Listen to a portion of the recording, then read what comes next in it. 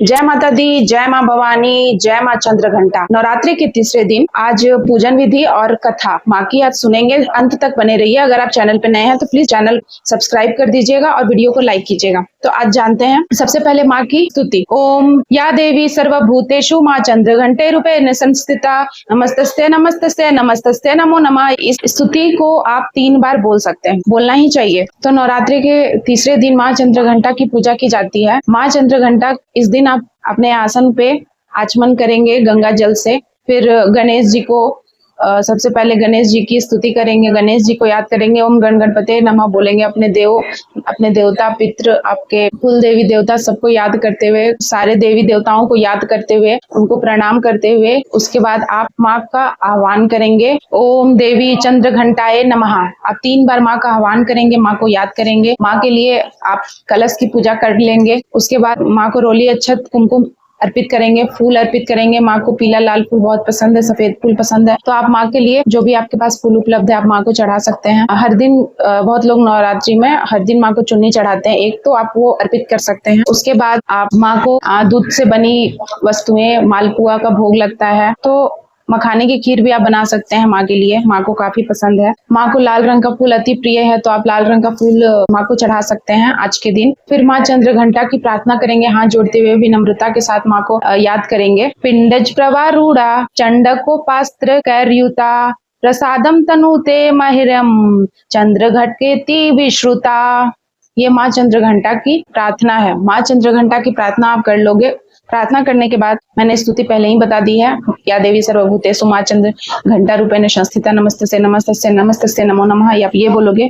फिर माँ का आप ध्यान मंत्र करोगे, ध्यान करोगे। वंदे वांछित लाभाय चंद्राधित शेखराम सिंहारूढ़ा चंद्रघंटा यशस्विनीम मणिपुर स्थिताम तृतीयम दुर्गा त्रिनेत्राम खगनगढ़ा त्रिशूल चापसर पद्मम कमंडलू माला वसभित कराम पटांबर परिधानम मृदुहास्या नानालंकार भूषिताम मन्नेरा हार केयूर किंडिनी रत्न कुंडलम मंडिताम प्रफुल्ल वंदना विवाधारा कांत कपोलाम तुगम कुचाम कमनियाम लावण्याम श्रीनकटी नितंबनी। माँ का ध्यान मंत्र करते हुए माँ चंद्रघंटा की स्तोत्र पाठ भी आप कर सकते हो, बहुत इंपॉर्टेंट है करना। जिन लोगों को कुछ विशेष मनवांछित फल जिनको चाहिए, किसी प्रकार का मन में कोई इच्छा है तो वो माँ से मांग सकते हैं। तो वो लोगों को माँ चंद्रघंटा की स्तोत्र का पाठ करना अति आवश्यक है। आप दुधारिणी तौमी आद्या शक्ति शुभ पराम अणिमादि सिद्धिदात्री चंद्रघंटे प्रमाण्यम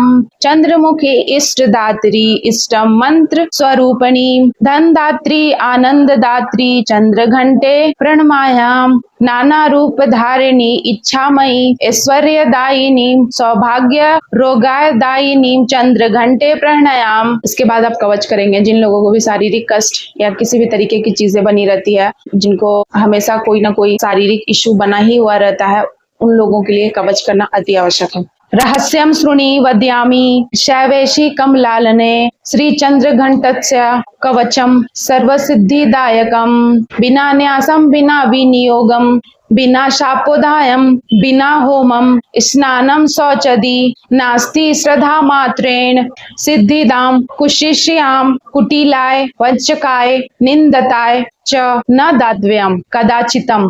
तो इस तरीके से माँ चंद्रघंटा की आप कवच कर लेंगे। फिर आप जो भी सप्तशती का पाठ करते हैं, सप्तशती का नेक्स्ट जो आप दूसरा पाठ आपने कर लिया, दूसरा अध्याय तीसरा अध्याय, तो उसके आगे के अध्याय आप करोगे। उसके बाद आप भोग लगाने के बाद आप आरती वगैरह करोगे। आरती करने के बाद आप माँ चंद्रघंटा की आरती आप गाओगे। सबसे पहले गणेश जी की आरती आप कर सकते हैं, फिर आप चंद्रघंटा माँ की आरती करोगे और उसके बाद आप कथा सुनिएगा, क्योंकि माना जाता है कि बिना कथा के आपकी पूजा अधूरी है, इसीलिए कथा का मूल महत्व है। तो आइए जानते हैं कि कथा क्या है। तो स्टोरी आप लोगों ने सुनी सेकेंड डे की।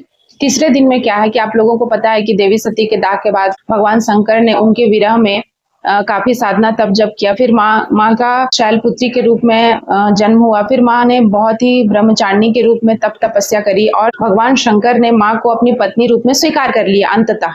उसके बाद उनका विवाह हुआ भगवान भोलेनाथ के साथ।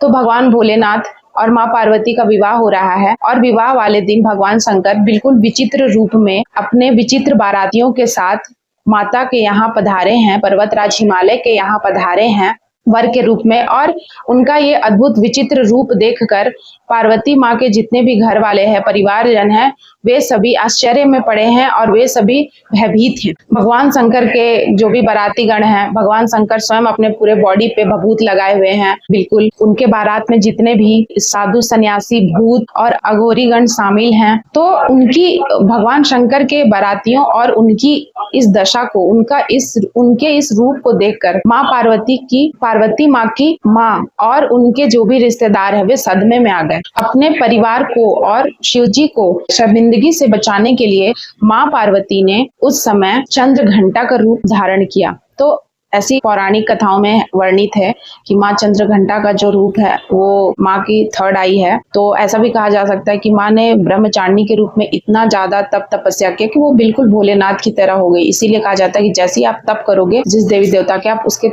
उनके जैसे आप बनने लगते हो।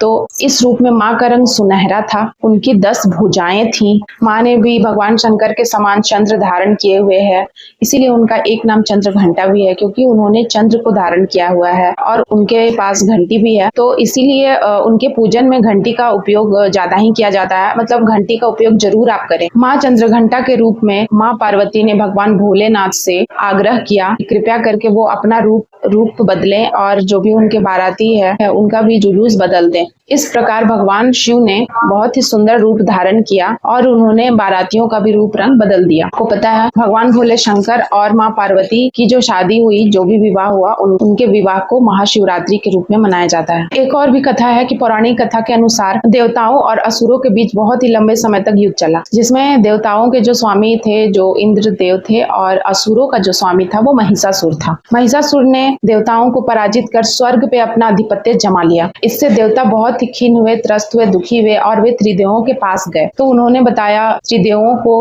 कि महिषासुर के प्रकोप से, उनके अत्याचार से उनका स्वर्ग लोक छिन चुका है, सभी देवताओं का अधिकार छिन चुका है और वे बुरे तरीके से पराजित हुए हैं। महिषासुर ने पंचदेवों के साथ साथ सभी देवी देवताओं का अधिकार छीन लिया था। यह सुनकर ब्रह्मा, विष्णु और महेश को बहुत ही तेज क्रोध आया और क्रोध के वश तीनों देवताओं के मुख से एक तेज निकला और उस तेज का पुंज 10 दिशाओं में फैल गया और वहां पे माँ चंद्र घंटा का प्रादुर्भाव होता है। इस तरीके से माँ के 10 हाथ हैं, इनकी 10 हाथ है, 10 भुजाएं हैं। वो 10 भुजाएं 10 दिशाओं को इंडिकेट करता है। भगवान शंकर ने देवी को त्रिशूल दिया, भगवान विष्णु ने देवी को चक्र प्रदान किया। इसी प्रकार अन्य देवी देवताओं ने भी देवी को कुछ न कुछ अपने अस्त्र प्रदान किए और स्वयं हिमालय ने देवी को सिंह वाहन के रूप में दिया। इंद्र ने वज्र दिया, सूर्य देव ने तेज दिया, तलवार दी और इस प्रकार देवी सारे अस्त्र शस्त्रों के साथ तैयार थी बिल्कुल युद्ध के लिए। माँ के इस भयंकर रूप को देखकर महिषासुर को समझ में आ गया था कि अब उसका अंत समय आ गया है। महिषासुर और माँ के बीच भयंकर युद्ध चला और उस युद्ध में माँ ने महिषासुर के साथ साथ सारे दैत्यों और राक्षसों का वध कर दिया। इस तरीके से महिषासुर का संहार हुआ। इस तरीके से देवी चंद्र घंटा ने सभी देवताओं को मुक्त किया और उनके अधिकार वापस दिलवाए। माँ चंद्र घंटा जो है वो माँ चंद्र घंटा की आराधना से आपके पाप, संकट, शारीरिक और मानसिक कष्ट दूर होते हैं। शेर पे सवार होकर माँ चंद्र घंटा अपने भक्तों को निडरता का अनुभव कराती है। जो भक्त अपने कर्मों, मन और वाणी से माँ की उपासना करते हैं वे सारे अपने चारों ओर माता के दिव्य आभा मंडल की अनुभव करते हैं। माँ संकट पड़ने पर दुष्टों के विनाश के लिए कभी भी तैयार हो जाती है, लेकिन अपने भक्तों के लिए माँ बिल्कुल ममतामयी, दयालु, प्रेम, सुख और समृद्धि की वर्षा करती हैं। तो इसी प्रकार माँ चंद्रघंटा की जो कथा है वो समाप्त होती है। अगर आप चैनल पे नए हैं तो प्लीज वीडियो को लाइक कीजिएगा और सब्सक्राइब करना मत भूलिएगा और बेल आइकन दबाना मत भूलिएगा। जय माँ चंद्रघंटा, हर हर महादेव, जय माँ दुर्गा, जय माँ आदि